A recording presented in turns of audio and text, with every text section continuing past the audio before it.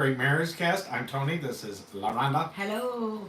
And Loranda has one of Miss Omi's songs ready to sing. Miss Omi is her mother, and she wrote this years ago, and this is dedicated to Miss Omi. All right. This is called I Want to See Jesus First of All When I Get Home. I want to see Jesus first of all when I get home. I can see all the saints gathered round the throne. I'll just fall down on my face and thank Him for His grace. I want to see Jesus first of all when I get home. I want to see His blessed face and thank Him for His grace. The love He has I cannot understand. And when I see Him over there, His blessings He will share. He'll tell me all about it, won't that be grand? What a happy time over there in that land so bright and fair, where the roses never fade, will die no more. He'll have His arms open wide when I get to the other side. I want to see Jesus first of all when I get home. I want to see Jesus first of all when I get home. I can see all the saints gathered round the throne. I'll just fall down on my face and thank Him for His grace. I want to see Jesus first of all when I get home. That was written by Oma Shepherd, my mom, on August the 27th, 1992. What is today? What is today? August the 28th. Yeah, it was 92, 02, 30 something years ago. That's crazy.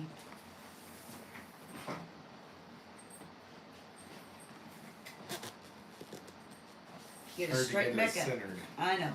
Okay, so we're back in our book, Love is a Choice, by Meyer, Hemfeld, and Mernworth.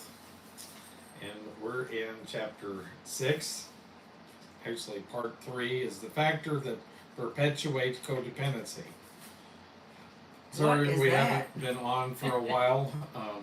Me and Rhonda both had laryngitis last week. Hey, Bailey. Hi, Bailey. I don't know how I taught the lesson last week at Celebrate Recovery. Well, we made fun of you because we said you sounded like Mr. Haney. I thought, it's like, hello, Mr. Douglas. I made fun of you. The snowball effect of addiction.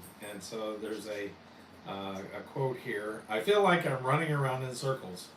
What goes around comes around. May the circle be broken by and by, Lord, by and by. Circles, economic circles, cycles of history, cycles, seasonal cycles, hydraulic cycles, cycle engines, cyclotronics, life cycles, motorcycles, unicycles, bicycles, tricycles, and pop cycles. Popsicles.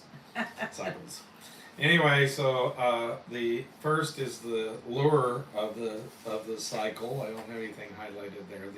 The addiction cycle. We'll go into it in a minute. The mechanics of the addiction cycle. And so, if any of you have ever seen one of these, I'm always talking about it whenever I'm teaching Celebrate Recovery about the trigger cycle.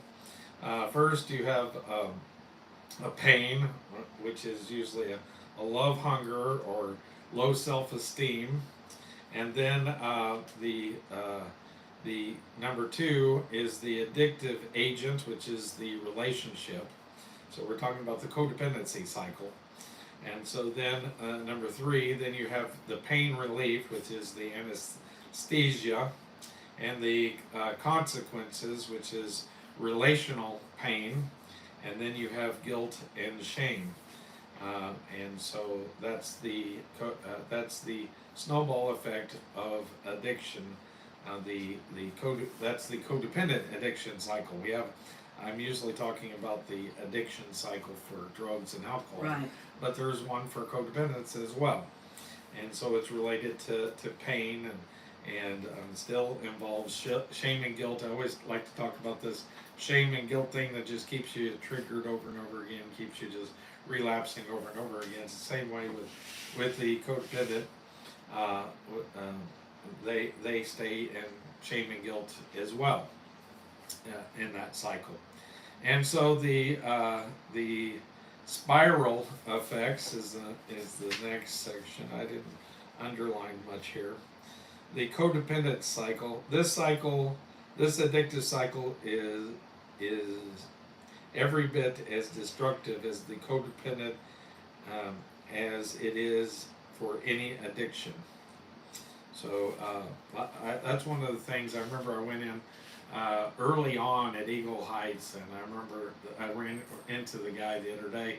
He asked me, I said, I identified myself, I struggle with codependency, and he said, "What's codependency?" "What the heck is that?"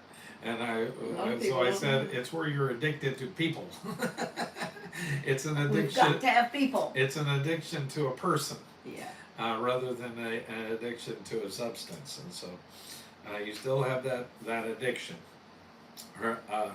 Her painkiller is perhaps the sense of martyrdom that we all enjoy wallowing in now and then, and so that was about all I have highlighted here.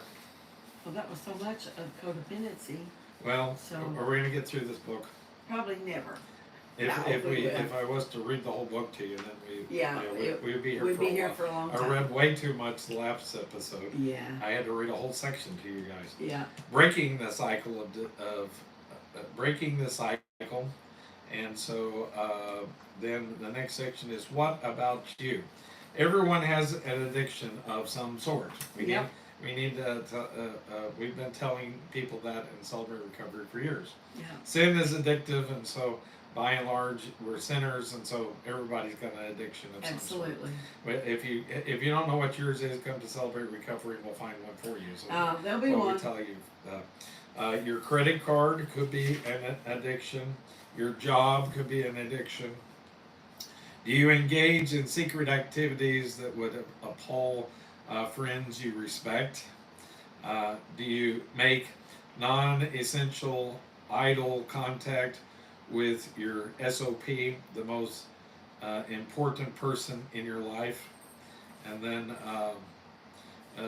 one of the things it talks about is, codependent is it's okay for you to like call your spouse while they're at work maybe once during the day. Right. But if you do more than that, you probably could get them fired. Exactly. True. But the codependent, they need that contact, they got to get their fix about every 45 minutes or so. And so it's hard for them to leave the person they're addicted to alone. How deeply enmeshed are you? Examine your life carefully for the lurking presence of addiction agents such as these: rage, repeated plastic surgery, gambling. Okay, we knew somebody that needed they didn't know they needed a celebrator. Right. Gambling, devotion to an organization or cause. So you can become I always hate that when we get in Celebrate Recovery is, have you become addicted to your recovery meetings? Exactly. I'm like, I can't do without them. Television, computer games and programs. How's your Fortnite addiction going? Yeah, exactly. I spent last week on Fortnite because I can't talk. Because you couldn't talk. Pastimes not in your case. Let's see. Pastimes not in your case associated with gambling, such as card or board games. Are you addicted to Monopoly? Monopoly Go. Or Monopoly Go, yeah. Sports activities such as golf, running, jogging, exercise, and without regimen. That's one of the things I realize sex addicts become workout addicts, and both me and you probably have been there at We some have. point or Yeah, another. we have. Of course, I walk every day religiously. I walk 4 miles and swam 4 laps. And I went to the Every gym 7 days a week. Right. And at least spent 3 to 4 hours in the gym. I don't Right. know what Bailey said, but she said. Oh, okay. Yes, which way? I can't see it with either one, Bailey. I don't know whether I need my glasses or not. It's horrible. Yes, there will they help you find it at CR and help you heal through God. So thankful. Thank you, Bailey. Thank you, for your Bailey. That's comments. right. And let's see, and for your thumbs up. I have a feeling Thumbs up. for your like. I appreciate that. I think you've hit us over. We're over the 1,000 like mark. And so, if you have a drug dependency, warning. If you have a drug dependency, it is of a paramount importance that you be under medical supervision during the withdrawal process. And I learned that with what people that I could detox in the rehab and didn't have to. Alcohol, definitely you need to detox.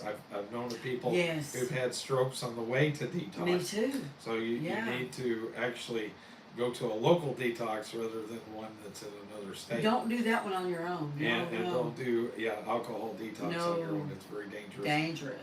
But like meth, I've detoxed many people off meth. It's kind of fun to watch them. They see. I remember the last one. The boy saw a backpack in the corner, and he was like, "Who's that kid in the corner?" Oh no. They don't sleep for 2 days, Oh, and then no. they sleep for the next week.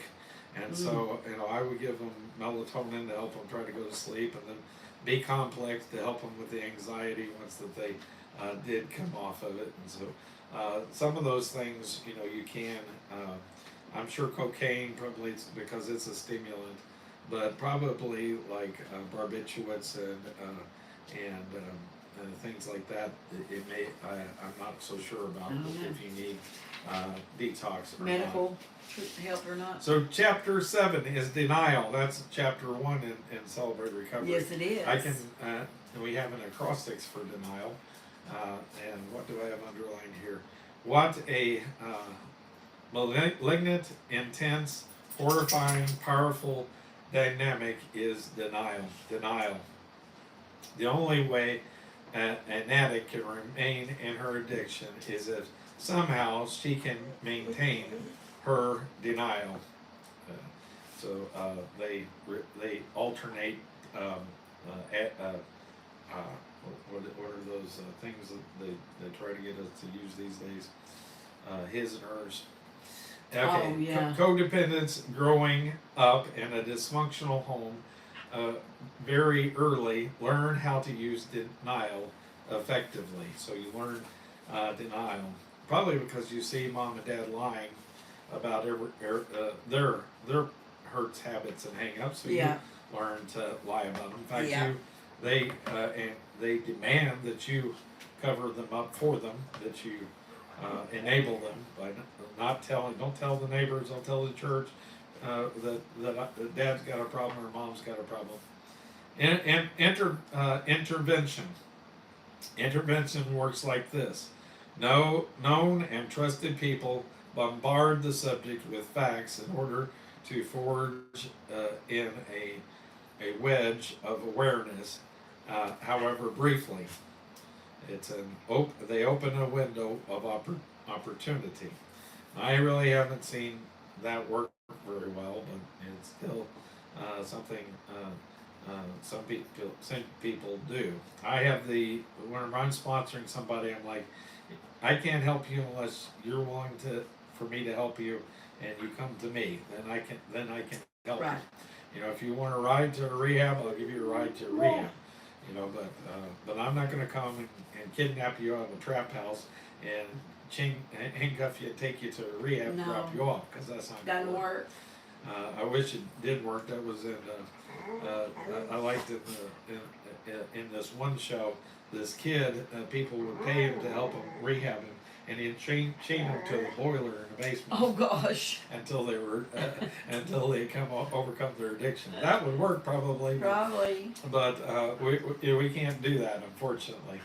That's codependency. We can't make you recover, No. and so it's your got to be on choice. your choice and Your choice. on your dime.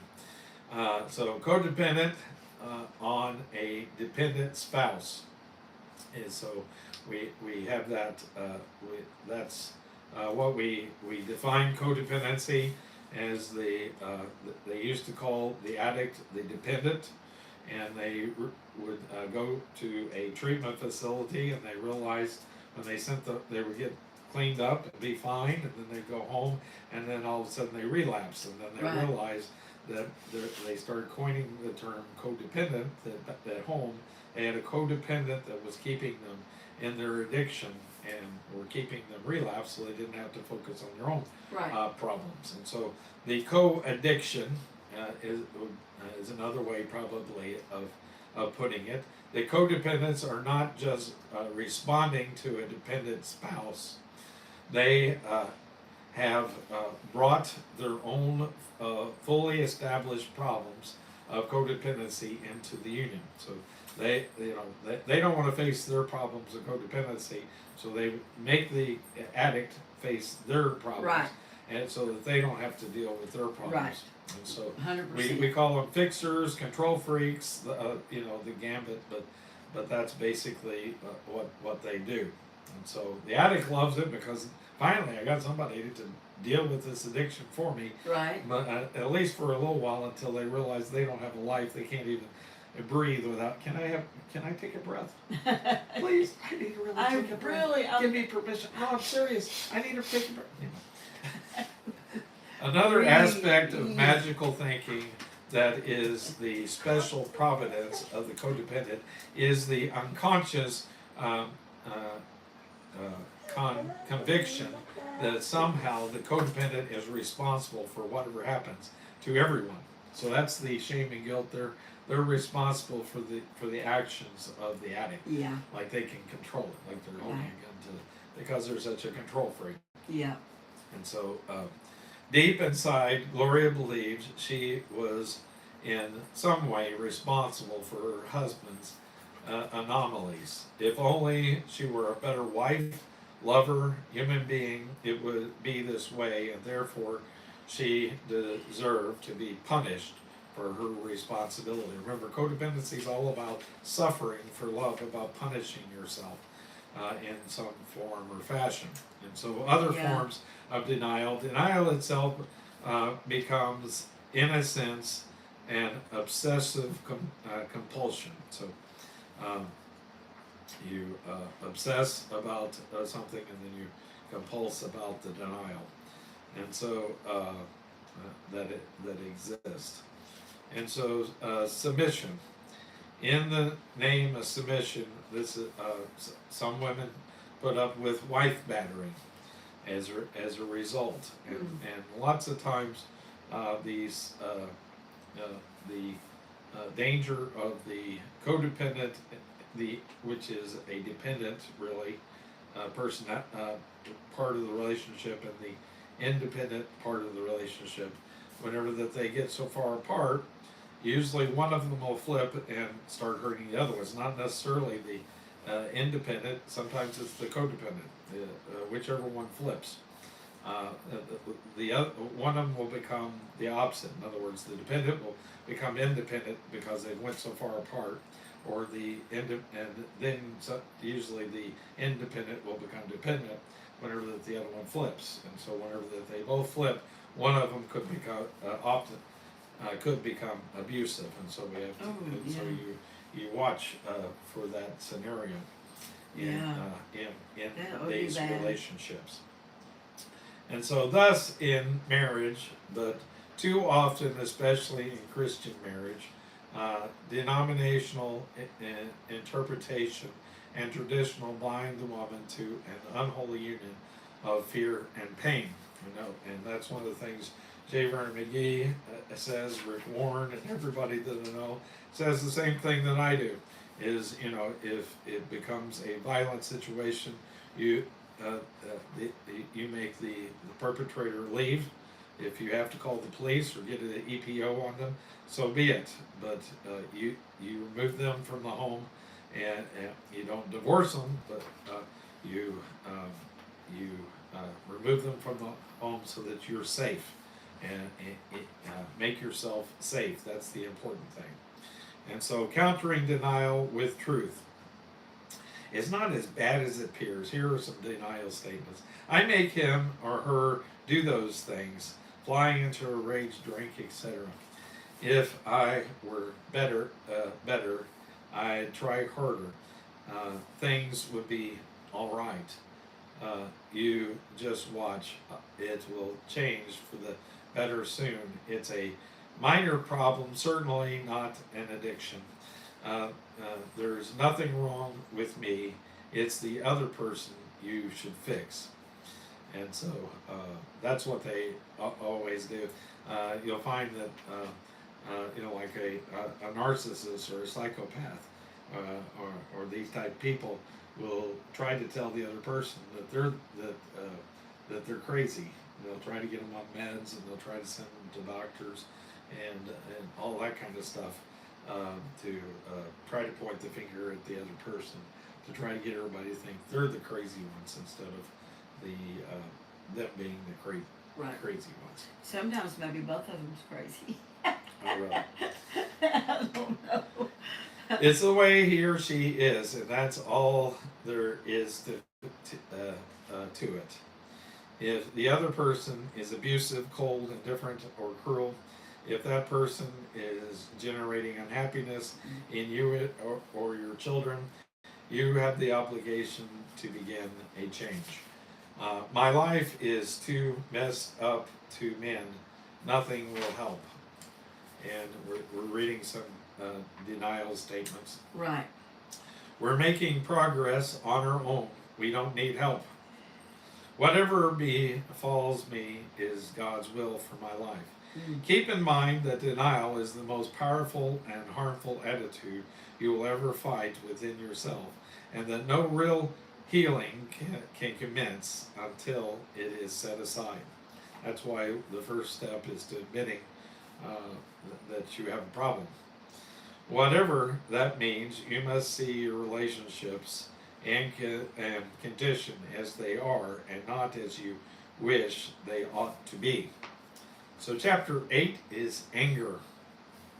And so there's usually a lot of anger and toxicity around codependent relationships, because the control freak is upset because they can't control. The independent is upset and angry because they're being controlled. And so it's marked by anger. It's often a lot of hidden anger. In every codependent relationship, tremendous anger builds up on both sides. Depression is anger turned inward. And so we have that cycle: anger, depression, and fear. And so you have, so depression, if you're depressed, maybe it's because you're angry or because you're afraid of something, and not necessarily because you're depressed. The person does not consciously feel angry or admit it. The unconscious action provides an outlet for the spate of anger, the pressure release. I think my anger, when I get angry, comes out in crying. Is that normal? There you go. If I get angry, or if I get happy, or if I'm sad, I cry. Oh my gosh, I'm such a crybaby. Sexual dysfunction is another common response.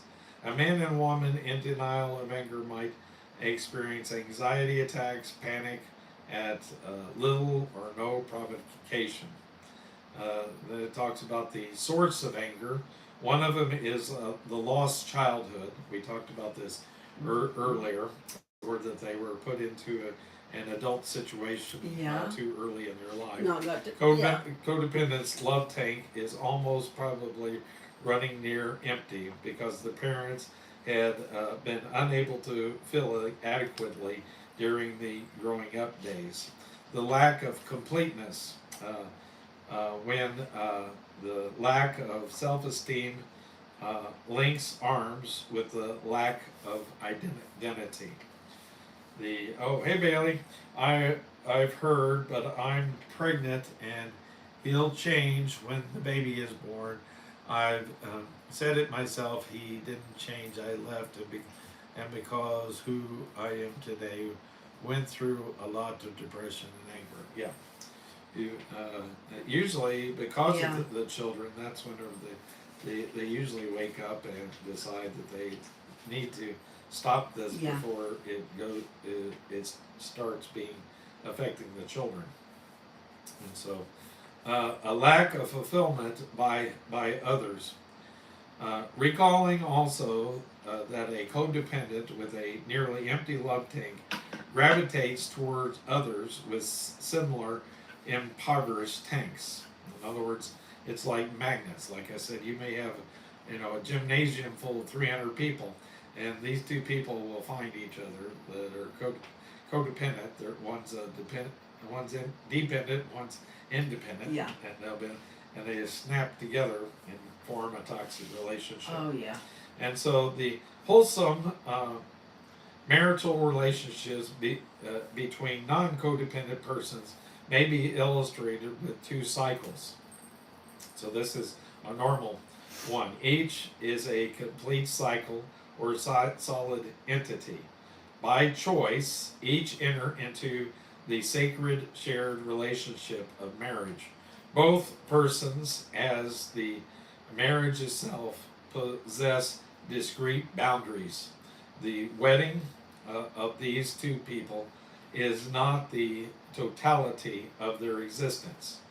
Each is still complete in self as well as in tandem. Love is a choice, a voluntary move toward mutual concert and satisfaction. The codependent, however, may be illustrated as a dotted circle. The person is there, but the boundaries are indistinct, or actually no boundaries whatsoever. They're actually attracted to each other because there's no boundaries. They wind up sleeping on the first date. Well, I made this. We used to talk about, the two addicts on their first date involves a U-Haul truck. Oh. And so you have that's why we discourage addicts to date other addicts, and so there's no boundaries there. Right. And so a lack of strong personal identity, and so it all becomes about the other person. I'm only identified by the other person, which that's how because of Facebook. I'm like, oh, you know me because I'm Lorenzo's husband. That's right. Because he's on Facebook. I'm never Tony. I'm always Lorenzo's husband. No, I always introduce you. That's not true. But you get the point because there's no boundaries. They wound up sleeping together and they have this. Oh, we're so in love. And then the next morning, then it's a toxic relationship. But because they're already bound in a mesh together, they can't get away from each other. And so that's the picture that we're having of the codependent there. When these two rather vague cycles unite, the two lives become in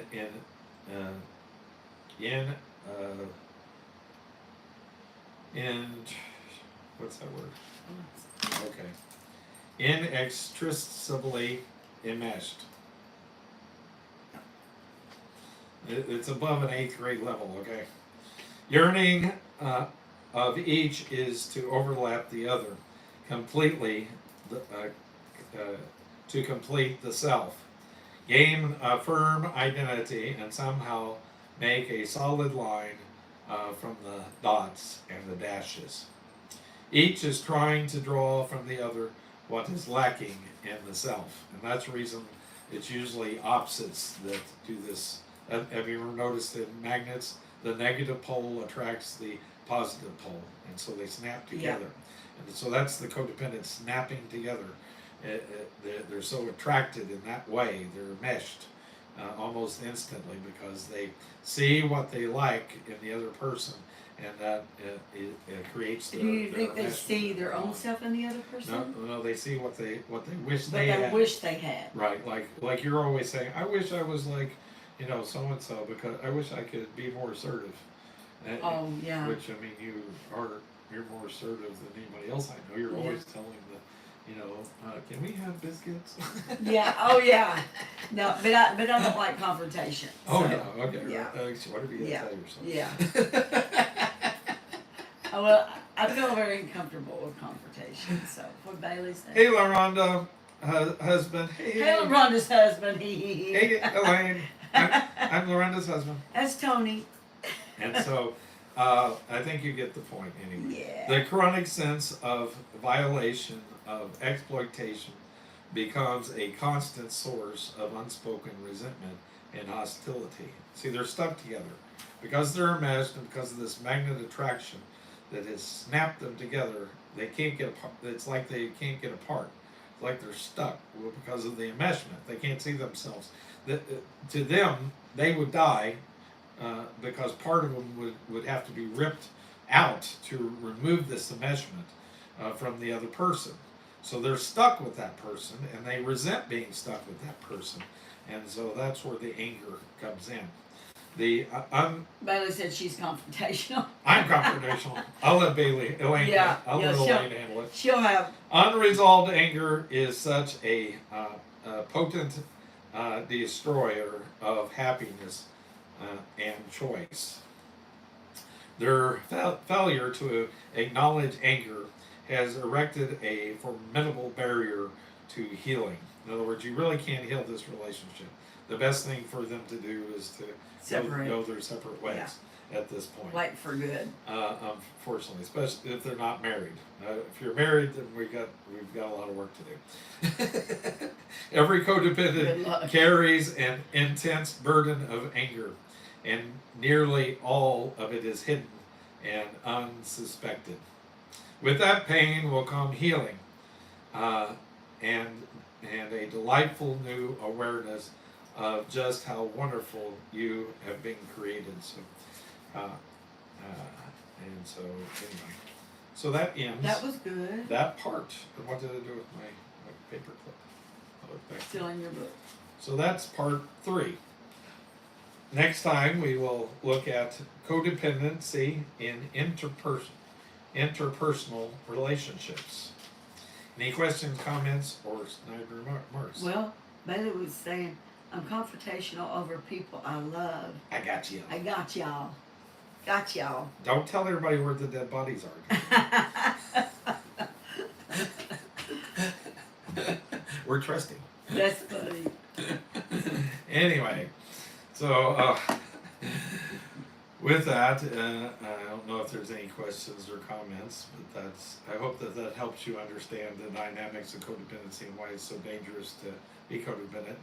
And the sad thing is probably 3/4 of the population are codependent They are. and haven't dealt with their codependent. And they don't even know what it is, babe. They don't even know what it is. Right, they don't even know. Don't even know they are codependent, codependent, and they yeah. don't know. You guys were like you think everything's codependent. Well, Yeah, well, I guess it is. I'm sorry, but everything. I guess everything is. you guys are exhibiting is Well, codependency. And and you've done it, we've all done it. But the thing about it is what I always told Tony is, I was raised in a country family that the women took care of their husbands. They just did Right. everything for them. And I've told you that's not codependency. Where the codependency comes in is where that you get upset, or if you're getting your fulfillment out of it. If you're making, if you're feeling like I will love you because you do that. Gotcha. Then that's codependency. Or if you get Gotcha. upset because I don't acknowledge it, or I don't. Right. Or I don't if you don't give me a cookie and a pat on the back. Yeah, if I don't. Right. Yeah, and I'm always aggravating you. Don't break your arm. Yeah. Yeah. Because I didn't realize that, bringing somebody something to drink or to eat if they didn't ask for it, it's codependency. That's just how I always saw my mom do things, and Right. she was probably codependent too. So Well, I don't know You know. her motives behind it. It's all about our motives. It's like with Jesus. We're going to get a reward someday for the things that we've done in this world. Well, if we have done these things out of codependency because we fed the homeless because we want people to say, oh look, they're feeding the homeless. we want yeah, the people to raise our self-esteem. yeah, no, Then we won't get a reward for it. But if No. we did it because we want to tell them about Jesus Christ and we want them to go to heaven with I us, understand. that's a Mhm. whole different It's a whole different ballgame. reason. That's Yeah. why that it's dangerous in a lot of these situations. Like with our Celebrate Recovery, we have to make sure that none of our leaders are exhibiting codependency, because Right. if we do, we're going to kind of push the addicts away, because they're going to feel smothered, and they're going to Right. feel controlled, and they're going to feel we can't have anything like that in Celebrate Recovery. That's why it has to be a judgment-free zone. There can't be any guilt or no shame. judgment, no condemnation. One way or the other. Yeah. And so that's what we have to deal with. And so that brings us to a conclusion. We went 35 minutes. Oh, that's good. I That was, tried to about sit 30. down at 30, like the fireside chat, but it didn't work. I like the fireside chat. He's like, he has Oh. this timing in his head. Yeah. Anyway, so with that, I'm not ready tonight Oh, with any of my stuff. we need to share. Like, Please share, like, subscribe. subscribe. We've got 193 subscribers Yay! as of today. Thank you. And then we have been we've been getting about we've got so far this week 10,600 views so far this week. Wow, that's And so awesome. Thank you all. in our absence, you guys have been doing Continue really watching. Rated Ball, really well. EPR, And so with that, HQ at we SBO will 2 say ZT5 CDV good night. MUE RMKDD OX M. It's- You know,